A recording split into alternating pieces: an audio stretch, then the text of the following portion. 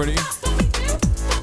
I hope everyone's having a fantastic evening, afternoon, pre-noon, no matter where you are in the world. I'm Hassan Piker, and this is the HASAN broadcast coming to you live from sunny California, Los Angeles, folks. We're live and alive, and I hope all the boys, girls, and MBs are having a fantastic one because today's a beautiful day. Today's a wonderful day. Today's a Tuesday. That's right. It's Tuesday, Free Palestine. This is the part of the broadcast where I tell you about my personal news, about what's going on in the world of Hassan Piker. I'm in the time period where I press the stop streaming button and press the start streaming button. Personal news-wise, I ended the broadcast last night. I was very tired. Hung out with my mom a little bit. She's just been watching the Architect movie, The Brutalist. I've been watching The Brutalist. I'm not watching The Brutalist.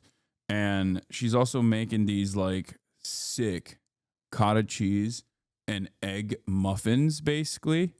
And they're actually supposed to be super high protein and low calories in general. High protein, low calories in general, like healthy. But she's been putting the cheese called Europa from a Connecticut farm that won, once again this year, the #1 cheese at the U.S. Cheese Olympics. And she's been putting that in the sandwiches, or not sandwiches, but the muffins, and it's incredible. I don't know what the recipe is, and I can't tell you what the recipe is because I don't know what the recipe is. But in any case, I just ate that, down that. It was awesome, and that's pretty much it. I was just playing Kingdom Come. It's the mission between Act 1 and Act 2 is where I'm at.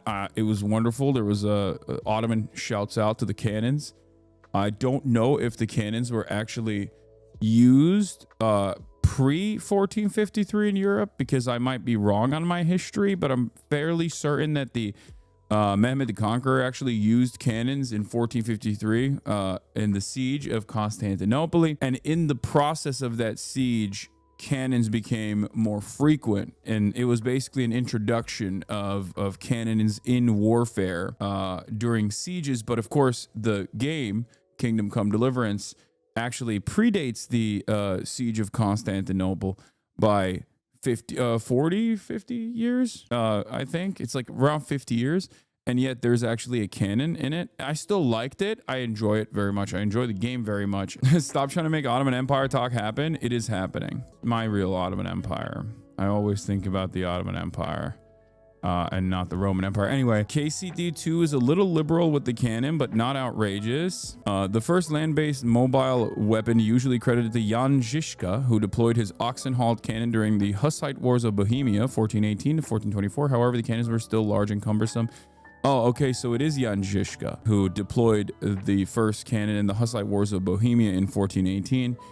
However, this game makes it seem as though cannons were actually used 7 years prior to that, or even 10 years prior to that, right? Maybe? If it's 1418, I think it's like, what, 1408? Not totally confirmed from my understanding because records are spotty. I have been taught that the Ottomans basically modernized siege warfare and the utilization of cannons. The utilization of cannons that actually were adopted by other European, at the time, like European kingdoms and whatnot, that played a formative role in the centralization of monarchies, as a matter of fact, was done in the aftermath of the siege of Constantinople. Quite literally a canon event, yes. I think it was a paradigm shift when the Ottomans did it, yeah. Because like they attribute that to the end of like the feudal era, because in the past, under feudal lordships, you had these like different bands that could get together and basically overtake kingdoms, even if they chose to do so, depending on how much support they could draw from one another.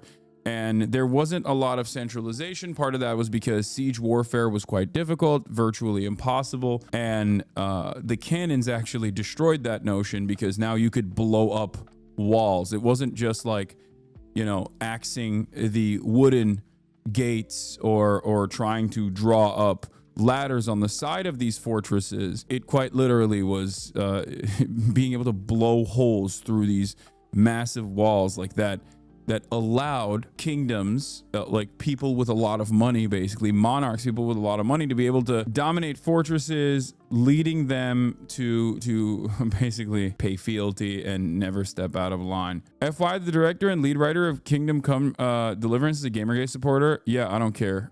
It's a really good game. I really like it. It is pretty funny that he made such a banger ass game And then because he put like one black person in the game, and because he put one gay romance option in the game, every one of his fans that he had accumulated over the years of being a Gamergate supporter, you know, they're all mad at him now. Man, the director of Warhorse Studios is Fash. He openly collaborates with Russia and have companies to spread propaganda. KCD. Wait, what? He collaborates with Russia? What does that even mean? The game is awesome. That's all I'm saying. I don't care about who made it. And it's so funny that like people still hold on to this. No, your consumption of whichever form of art is actually dictates your morality or whatever. It's like kind of funny because like nobody believes this. Nobody cares about this. Nobody operates like this. And yet there are still liberals who are like, nah, I'm going to keep that going. I'm going to keep that shit alive, baby. I will never let that die. This is my political activism. Then BDS rules don't matter then, right? Yes, dude. The comparison to a targeted, directed boycott created by a group of people that put a lot of thought and effort into an incredibly specific, incredibly centralized boycott movement against an apartheid state that is conducting a genocide is not the same as like, I don't like this video game creator. If you can't comprehend the difference between these two things, I don't know what to tell you. You need to stop doing this. Being like, oh, dude, excuse me. I've decided personally that like the Wukong creators said some misogynistic things, so I'm doing a boycott. It's not the fucking same as like boycott, divestments, and sanctions on the state of Israel for the crime of doing a genocide, okay? Like, think about it this way. On the BDS list, you have Caterpillar. Why is Caterpillar on the BDS list? Because Caterpillar has Cat 9, which is specifically created for the IDF to bulldoze over Palestinian houses, to bulldoze over people who protest against Palestinian houses being bulldozed over, like Rachel Corrie. Please stop trivializing real political activism with like your own personal distaste for a video game developer or whatever. If it's your own personal choice, go on, king. But know that like running around as though you are the most moral, most woke person of all time because of your own personal distaste for the actions of a creator or whatever, you're so off right now. No, I'm not. There is a very obvious vision that I try to channel and try to describe at any given point. You don't have any other capacity to understand the world other than the liberal framework that you work with. The liberal framework that you work with dictates that the only thing you care about is the content that other people are consuming, and how they're consuming that content doesn't even matter. It's just that this is problematic. We're done. This kind of slacktivism isn't real slacktivism at all. It's not real activism at all. It's barely slacktivism. You're just being fucking annoying. You have substituted real, tangible results that people try to bring about, real change that people try to bring about through actual initiatives. BDS is organized and bigger while this one video game is small. No, there is no organized boycott against this video game. What the fuck are you talking about, dude? You just made it up in your mind. Like you've just decided that you have an issue with it. People unironically think that just being fucking annoying is activism. It's not activism. You're just being fucking annoying. Autistic chatters can't conceptualize the difference between a boycott and dislike of something. Exactly. It's so weird. This is why I always get mad at people who turn around and fucking say stuff like, oh, we're doing a general strike tomorrow. Do you have any idea how that works? No, of course you don't. Because if you did, you wouldn't just go, I found a general strike on the work free subreddit. Like, that's not how you do a general strike. You can't do a general strike like that. It's a massive movement. I mean, KCD is great work, but you're running the same defense r/Kanye run on a new release of his Nazi shit. Who cares? This shit's fire, but fuck him. I didn't realize that the fucking Kingdom Come Deliverance guy was an out and about neo-Nazi, and he put swastikas prominently all over his new product. I didn't realize that this was an adequate comparison. Things have context, things have nuance. Obviously, if that was the case, if he was doing all of that shit, I wouldn't be having the same exact conversation right now. Hasan realizing he hates his own cult. Every day there's a new absolute moron that is this like right-winger guy who has imagined that I don't have these sorts of conversations every single day in here with the hopes of steering people on the left into a direction that isn't fucking annoying, but rather productive. But because they can't comprehend that I'm having this conversation that I've had a million times over, he goes, You built this cult and now you hate them. No, you fucking baboon. This is what I talk about on a daily fucking basis. You just have never encountered it. And the only thing you know of me is through clips of other people making you believe that I believe certain things. And you believe that so much that you can literally be in the chat where I am actively engaging in course correction. And then you go, ha, finally, he hates his cult. If I'm having this conversation right now, don't you think that I've had this conversation a million times over? If I'm having this conversation right now for the first time ever, what do you think is more productive? For me to have this conversation or for you to decide that you won something here, like an argument in your mind, that you imagine that I'm just like this and my community is just like this? Crash out on using autistic as a pejorative. I don't think like that. What the fuck is wrong with you? Yo, fuckface, I'm a 5-year sub. Why are you using autistic as a pejorative?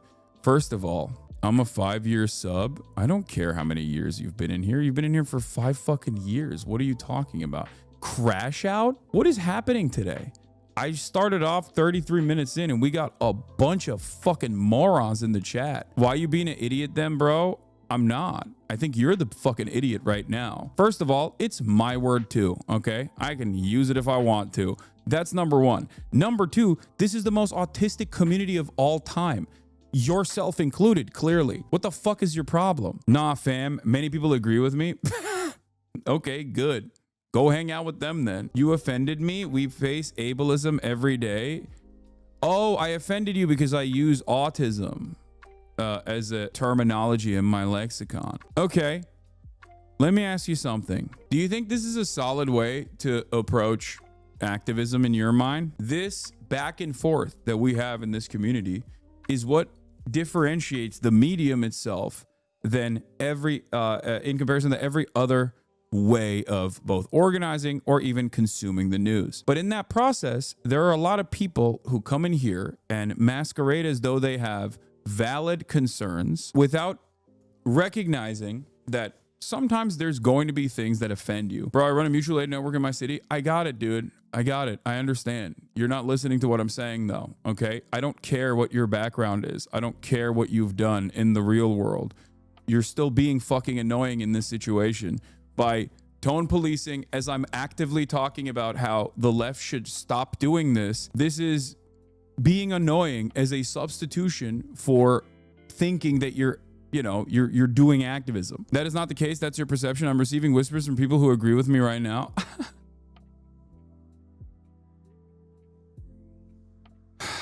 Chatter, if you thought that receiving personal whispers from other people that see your username when I pull you out here is reflective of the broader community's attitude, then you would think that this community is filled to the brim with neo-Nazis, especially considering that one of the most frequent whispers that people get in this community when they get pulled up is random schizophrenic neo-Nazis who actually fucking wait for the opportunity to go whisper people.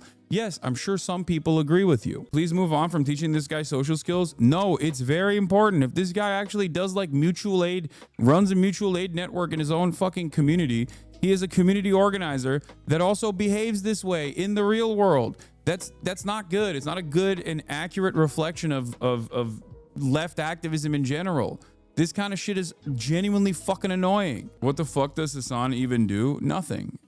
I just go online and shoot the shit. That's all I do. The left does have a tendency to use activist language, emancipatory language specifically, to make a narcissistic desire to be heard into a political movement.